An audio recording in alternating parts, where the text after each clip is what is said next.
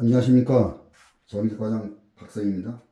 이번 영상은 전기과장 박성의 승강기 관리 기법 두 번째. 지난 영상에서는 제가 유지관리에 관하여 올렸습니다. 이번 시간에는 승강기 내부에 사람이 갇혔을 때 한번 말씀드려보도록 하겠습니다. 첫 번째, 갇힌 자가 구조 요청을 합니다. 벨을 눌러요. 그러면 그 벨이 관리사무소에 접수가 되거나 업체에서 접수가 될 수 있어요. 여기서 받지 않으면 이리로 갑니다. 업체 콜센터로.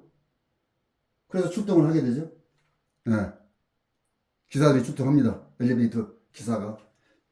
2인 1조가 주로 옵니다. 이 사이는. 그러면 이쪽 관리사무소 측에서 해야 될 일이 있어요. 이쪽에서는 우리는 해당 CCTV를 확대를 딱 합니다. 그리고서 인터폰으로 자주 통화를 해서 안심을 시켜야 된다고 저는 생각합니다. 예.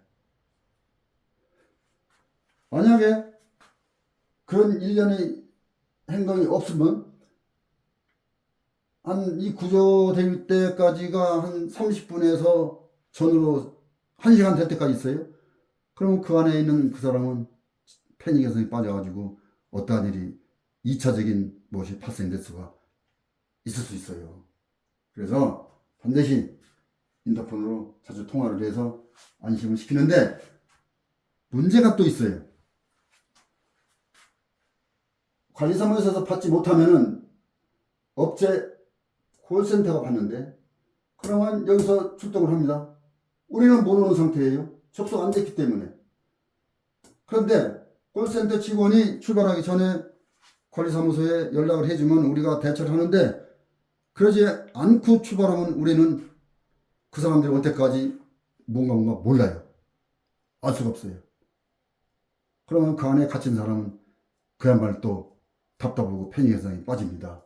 그래서 아파트 그 관리자, 그러니까 책임자들은 관리자죠. 업체하고 그러한 걸 협정을 맺어야 됩니다. 하여튼 콜센터에 접수가 되면은 반드시 연락을 우리 주고 출발 좀 해라. 이렇게. 그래야 우리가 대처를 하죠. 예. 자, 제가 한 예를 들까요? 왔어요. 구조 요청이. 해서 연락을 하고 해당 CCTV를 확대를 해봤는데 한 국민학교 4학년 전후 여학생이에요. 그래서 안달을 못하고 있는 거예요. 그래서 인터폰으로 자주 통화를 해서 안심을 시키고 자주 했습니다. 언제까지? 구출될 때까지 자주 통화를 했어요. 구출이 됐죠. 와서. 근데 한 30분이 됐나요? 그 부모들이 헐레헐떡하고 뛰어왔어요. 막 화가 막 이만큼 난 걸로. 하는 얘기가 왜 우리 애가 인터폰에서, 승강기에서 갇혔는데, 무슨 대책이 그렇게 없었느냐. 그래서 제가 얘기를 했어요. 했으니까. 자주 통화를 했다. 예. 그것도 2, 3분 내로 했다. 우리는 그 이외에는 더 좋은 방법이 없다고 그래서는. 그래서 이제 부모를 이해시켜서 부모가 갔습니다. 가서 딸한테 뭐 물어보던 했겠죠. 만약에 우리가 이런 일련 행동을 안 했다고 가정을 하자니 그러면 우리는 그네들이 퍼붓는 모든 것을 당할 수밖에 없어요. 예. 그러므로 어쨌든 이런 구조 요청이 오면은 반드시 이 행동을 하셔야 될 거라고 저는 생각을 합니다. 예. 만약에 자 그러면 이런 경우가 있을 수 있어요. 갇힌 자가 구조 요청을 했어요. 했는데 기계니까 고장이 납니다. 인터폰이 이게 배로 이게 고장 났으면은 여기나 여기가 통화가 안 되죠. 그럼 어찌 되겠습니까? 그 갇힌 자는 이루 말할 수 없어요. 나중에 알게는 됩니다. 막 두드리고 해가지고 저 그런 예를 봤는데 두드리고 막 그럽니다. 그러면 어느 순간에 알아요 그걸. 예. 그리고 문제는 어디에 있느냐면은 제가 인터폰으로 자주 통화한다고 했잖아요. 저는 갇힌 자들하고 지금까지 이렇게 갇힌 자를 보면 아무리 제가 인터폰으로 자주 참아라 조금 있으면 구출하러 온다 하더라도 이 자는 그 문을 열려고 막 그래요. 네. 아무리 그 얘기를 해더라도 만약에 이 승강기가 이 정확한 층에 딱 걸쳐 있으면 좋은데 만약에 중간에 걸쳐 있을 때 이 힘껏 밀었다고 하자고 어떤 이유를 해서 그 열어졌다고 하자고요. 그러면은 허공으로 떨어져가지고 피트로 떨어져가지고 즉사합니다. 예. 이런 사고가 있을 수 있어요. 그래가지고 핸드폰으로 그런 얘기를 다 해줘야 됩니다. 서로. 이 중요한 거예요, 이거. 예. 자, 좋습니다. 그러면 구조의 전에는 고장이 난다 했잖아요. 기계니까 고장이 납니다. 불량이에요. 그럼 늘 수가 있다고 그랬어요. 그러면 구조 요청을 하고 이 가친자가 정시적 손해배상을 딱 요구할 수 있어요. 네. 왜? 불량이기 때문에 못했으니까, 늦었으니까.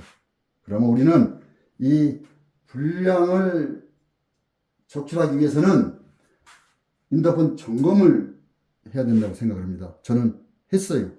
네. 어떻게 하느냐? 매일 할 수 없고 주마다 할 수도 없어요. 그래서 1개월에 한 번 2인 1조로 한 사람은 승강기 내부에 있고 한 사람은 여기에 있는 거예요. 내지 경비실. 있어가지고 승강기 내부에서 눌러보는 겁니다. 간단하죠. 그럼 여기와 여기가 잘 들리는지 요것만 확인하면 됩니다.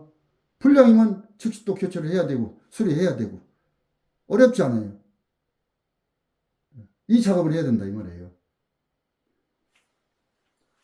자, 제가 점검 승강기 인터폰 점검 대장을 이렇게 했어요. 그러면 일자, 메토기, 점검 결과 이런 걸 썼고 대장이 반드시 대장을 만들어 놔야 됩니다. 나중에 어떠한 일 있을 때 저게 중요한 자료가 될 수가 있어요.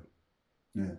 그리고 여기다 제가 보니까 도어 레일 청소라고 썼는데 이것은 사실 유지관리 여기에 들어가는데 이번에 제가 말씀을 드릴 겁니다. 기사들이 이제 우리가 특히 1층에 승강기 문이 열렸다 닫혔다 이런 경우가 있어요. 서가지고 그러면 우리는 연락하면은 기사가 와서 얘기하는 즉슨 그 내일에 이게 도어에 이물질 이렇게 해가지고 죄가 있습니다 라고 말하는 경우가 자주 있어요.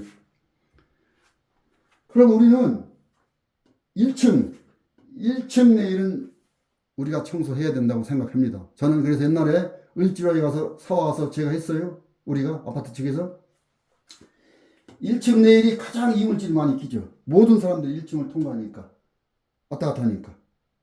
그러면 내일에 요 홈 있잖아요. 홈 여기를 청소를 해줘야 되는 거죠. 여기 청소하는 그 홈 들어가는 그런 청소기 그걸 만들고 또 큰 건 사고 해서 한 달에 한 번씩 같이 이렇게 함께 대장을 이건 대장 만들 필요 있겠죠. 인터폰 대장을 반드시 만들어 가지고 함께 한 달에 한 번 정도면은 10개 승강기가 한 10개 정도면 오전에 충분히 하고도 남았어요. 제 과거 경험을 보면은 자 이런 1년을 계속 하시다 보면은